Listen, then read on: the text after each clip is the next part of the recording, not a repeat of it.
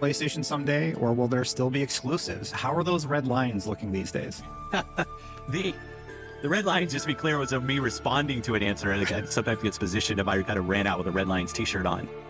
We are finding that our games shipping on multiple platforms is a good thing for Xbox. It makes Xbox stronger.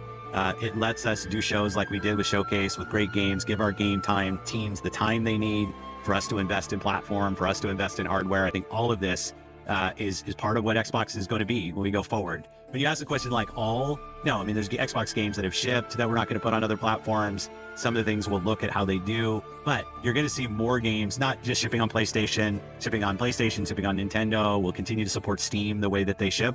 We want our games to be in places that people play. We think that enables us to do more on platform, do more on hardware, and it's a good system for us that works. It doesn't mean every other company's got to do it that way, but it does mean, I think, that measuring our progress is different than maybe we measured the progress of Xbox or a console-only platform 10 years ago. That's why we talk a lot about players. I think a lot about the hours that people play on our platform, where we're seeing growth. And this has enabled us to grow in places that we don't normally. Our fastest growing region right now is Asia in terms of players. And I think about hours, our fastest growing hours is on cloud. It's us finding players in places that people want to go play. They want to buy a console. They want to buy a gaming desktop. Great. Our games will be awesome there. Our consoles will be a great place to play. But let's let games live where players want to play them. Got it. I remember a speech you made at some point. It was something like, we're doing 4 games. Those games aren't Indiana Jones and Starfield. Indiana Jones has an exclusivity window, to be fair. Can you solidify that Starfield staying put for the time being? No, like there's no specific game that this kind of goes back to my red line answer. Like, there's no reason for me to put a ring fence around any game and say this game will not go to a place that it would find players, where it would have business success for us. What we find is we're able to drive a better... I am trying really hard to make you all understand that I'm not happy that Xbox is dead. I want you guys to understand that what Xbox is doing with Game Pass and Xbox's everything is truly bad for the whole industry. No PlayStation fan should celebrate what Xbox is doing, and no PC fan should celebrate what Xbox is doing. Because despite what these so-called analysts say, PlayStation is not going to do what Xbox is doing. Right now, PlayStation has so much monopoly power in the console market that you cannot fathom. Even if Sony was thinking for a second to put the next God of War or the next Spider-Man game on PC day one, that ship sailed a long time ago. Why? Because Phil Spencer was asked about 100 times in the past year about Xbox exclusivity, and 120 times Phil answered, no red line, no exclusivity, no nothing. Meanwhile, you have PC gamers trying to boycott PlayStation PSN requirements, giving Sony a hard time deciding whether PC is even worth it for them. And now all Xbox games are coming to PS5 anyways. Guys, YouTubers are complete retards. I don't care if they have 10 million subscribers and say exclusives are bad for the industry while they crave Sony IPs day one. We got ex-Sony bosses getting paid by China to say exclusives are dead. We got Microsoft execs saying games for all gamers. Yeah, sure, that's what I would say if I were on the losing side. Or Sega. Yeah, I did not forget. Yes, Microsoft will keep making money for now, but Sony will really become the iPhone of consoles. And don't get me started on that Switch 2 hype with the power of a PS4, rumored to be $450. And YouTubers melting over it but saying PlayStation sucks at the same time. Like, I've had the most chaotic week of my life, and I couldn't make a proper-ass video, but you know what I had time for? Watching other people talk about where consoles are heading, and I cringed so hard that I felt the pain in my body. Or was it just my period? Nope, that's due next week. So let's get into today's biggest gaming leaks and news of the past 4 days. Okay, so Ubisoft's been going through some rough times lately, and it's not looking great for a lot of their employees. They just announced a bunch of layoffs, like 185 people across multiple studios, and even shut down their Leamington site. In an internal memo, they're saying this is about finding more efficient operating models and ensuring their long-term success, which, yeah, sounds like corporate speak for we need to cut costs. Basically, Ubisoft Düsseldorf is losing around 65 positions, mostly in production roles that aren't tied to active projects. Then there's Ubisoft Leamington and Reflections, where about 100 roles are being cut, and the Leamington studio is being shut down completely. On top of that, Ubisoft Stockholm is cutting around 20 roles. So yeah, a lot of people are being affected, and it's pretty clear Ubisoft is trying to streamline things, but at what cost, you know? The memo tries to soften the blow by saying they're committed to supporting everyone through this transition, but like, it's hard not to feel for the people losing their jobs. Especially when you consider that some of these studios were working on projects like Crest, a live service World War II extraction shooter, and content for Avatar. It's not clear if those projects are being canceled or delayed, but Ubisoft's not saying much about that either. They're keeping things pretty vague. Oh, and to make things even more complicated, Ubisoft's apparently in talks with Tencent about some kind of partnership or deal. It's not really clear what that means yet, but it sounds like they're exploring every possible option to stay afloat, which, doesn't exactly inspire confidence. It's just kind of a mess, honestly. Layoffs are always tough, but when you see a big company like Ubisoft, known for franchises like Assassin's Creed and Far Cry, struggling this much, it makes you wonder what's really going on behind the scenes. Like, is this just a temporary fix, or are we seeing the start of even bigger changes for Ubisoft? And, what does this mean for their games? Are we going to see more delays or cancellations down the line? It's hard to say, but it definitely feels like a turning point for them. What do you think? Is this just a bump in the road, or are things looking pretty shaky for Ubisoft? Okay, so, you know how Insomniac's been working on that Wolverine game since like 2021? Yeah, well, there's been a bunch of leaks over the past couple of years, and now like 4 of Wolverine's suits have apparently leaked. One of them is his classic brown and yellow outfit, complete with the underpants, which, yeah, is kind of a throwback to the comics. There's also this black and yellow one, a more detailed yellow and blue version, and a modern take on the brown suit that swaps the briefs for a utility belt. So, like, they're definitely playing around with different looks. Oh, and there's some other stuff that leaked too, like a tank top and a business suit, but it's not totally clear if those are actual costumes or just like casual outfits Logan wears in the game. You know, like how Peter Parker walks around in regular clothes sometimes in the Spider-Man games. There's also been talk of an X-Force suit and some other comic-inspired ones, but those haven't shown up in these leaks yet. Now, the model in the screenshots, it's, not great. Like, some people are saying it looks like Hugh Jackman, which is kind of random, and others are pointing out that his arms look kinda soft and not as ripped as you'd expect Wolverine to be. But honestly, this is probably just a placeholder. Like, the game's still pretty far off, and this build is over a year old, so it's not gonna be the final version. Plus, the CG trailer and some leaked concept art show a much more buff, hairy, and comic-accurate Logan, so I wouldn't stress about it too much. The suits might change too, since this is all from an early build, but like, it's still cool to get an idea of what they're going for, especially since we've only seen him in that plaid jacket so far. What do you think? Are you into the classic looks, or would you rather see something totally new?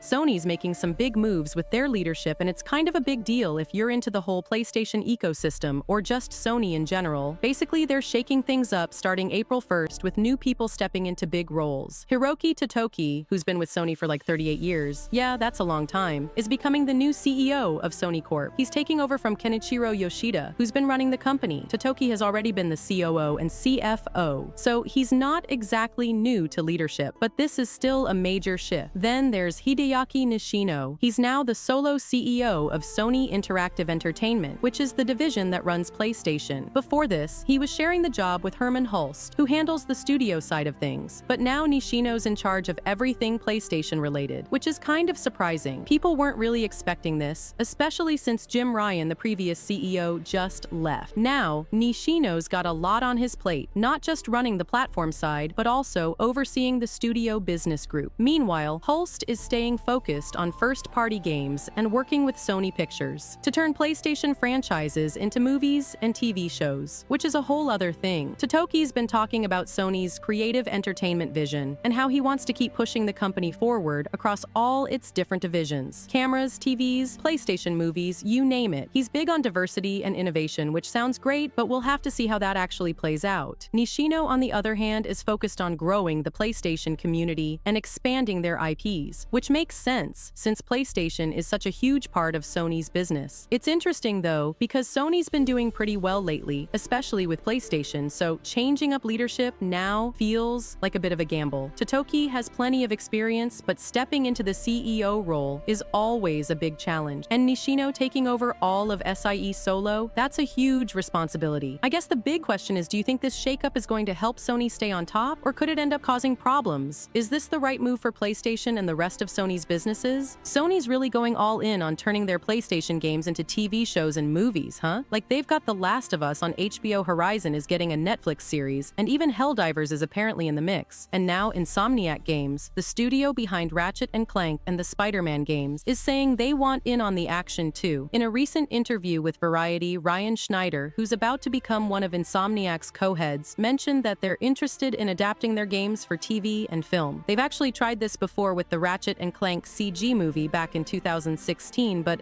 it didn't go great. The movie flopped both critically and commercially, and it even derailed plans for a Sly Cooper movie. It also kind of put the Ratchet franchise on ice until Rift Apart came out in 2021. So yeah, not the best track record, but Schneider seems optimistic about giving it another shot. The thing is though, Ratchet and Clank might be their only real option for adaptation right now. Insomniac's other franchises like Resistance and Sunset Overdrive have been shelved for years, and there's no sign they're coming back anytime soon. And of course, Spider-Man is already being handled by Sony and Marvel, so that's not really up to Insomniac. So Ratchet it is, I guess. Meanwhile, Sony's got a ton of other adaptations in the works, like the second season of The Last of Us coming to HBO in April, and Insomniac's busy with Marvel's Wolverine, which Chad Dezern, another co-head, teased in the interview. He said they're staying tight-lipped about it for now, but they're clearly excited to share more when the time's right. It's kind of interesting to see how Sony is pushing so hard to turn their games into multimedia franchises. Like they're really betting big on this strategy, and it seems like they're willing to adapt just about anything. Even stuff like Gravity Rush and Days Gone, which aren't exactly their biggest hits. But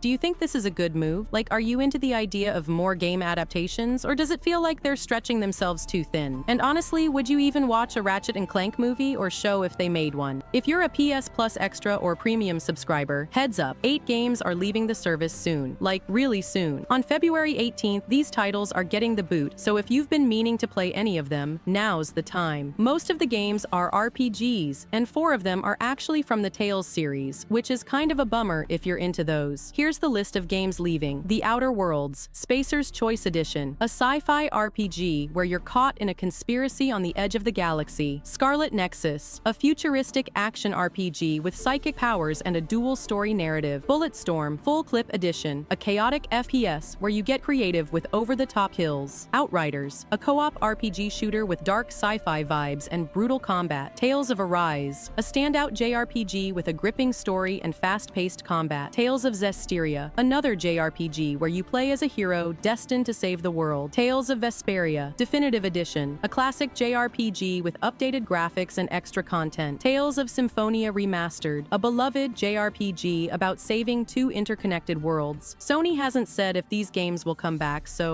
if any of these are on your list, you might want to jump in before they're gone. It's always a bit of a downer when games leave PS Plus, but at least there'll be new ones coming in February. Still, losing this many RPGs at once? That's rough. Which of these are you going to try to finish before they're gone, or are you just going to let them slide? Okay, so this whole Xbox situation is kind of wild, right? Like Phil Spencer's been hinting for a while that Xbox exclusives might not stay exclusive forever, and now he's basically confirming it. In a new interview, he straight up said that keeping games off other platforms doesn't work for us. So yeah, it really sounds like Xbox is fully embracing going third party, which is a massive shift from how they've operated for like the past 25 years. He's trying to spin it as a good thing though, saying that Xbox hardware should win based on its capabilities, not just because it's the only place to play certain games. But let's be real, the whole appeal of consoles has always been about the games, right? You buy a PlayStation because of Spider-Man or God of War. You buy an Xbox because of Halo or Forza. Now Xbox is basically saying, hey, you can play our games on other platforms too, but if you want them day one, you should still buy an Xbox. It's kind of a weird pitch, especially when PlayStation is still locking down its exclusives, like their treasure. And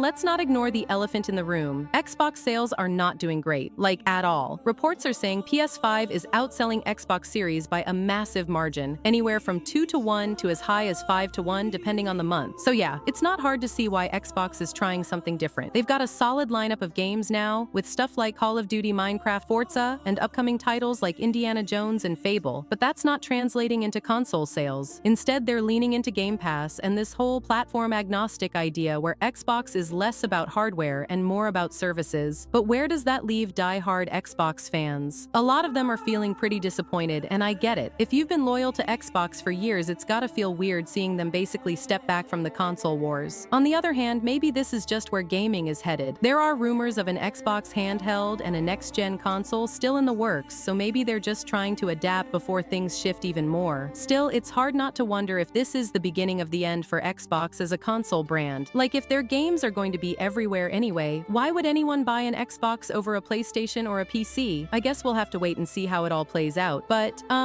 what do you think? Is this a smart move for Xbox, or are they just throwing in the towel? If you want to be ahead of all the gaming leaks and news, specifically PlayStation news, time for you to subscribe. And as always, a like on the video is very much appreciated.